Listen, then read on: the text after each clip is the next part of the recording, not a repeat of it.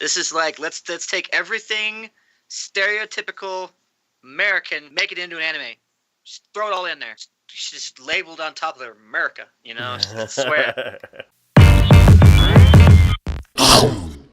The next show we're going to be talking about is Garo Vanishing Line. Again, this is, I think we said it when we first reviewed this, or saw the first couple episodes of this.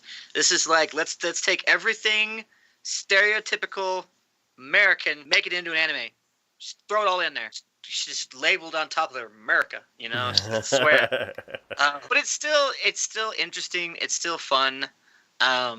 And the characters are a little stereotypical in some fashion.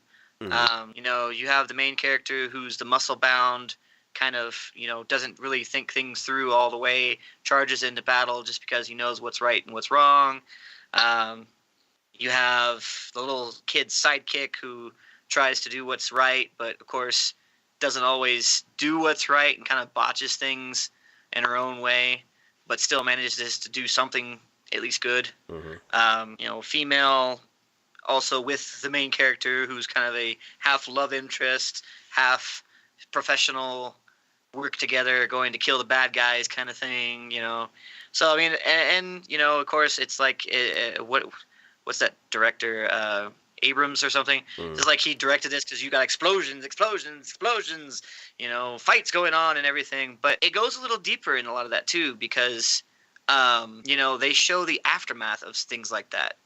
You know, they had two of the main guys who were going head to head, fully armored, and they were like wrecking the city in their fight. But then they actually show the aftermath of what was happening to the people in that city after the fight was over, which is something you don't usually see in like superhero-esque type movies and shows and media and stuff like that.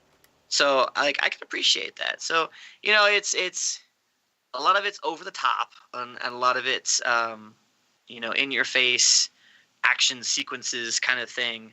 But it does have some depth to it. So I think that's kind of why I stick around with it while watching, you know, an episode here or there, and I'll wait for a little bit and I'll watch another one when I feel I can go get through it. But I don't sound like I'm really forcing myself, but I'm really not, because it's still interesting enough that I want to come back to it.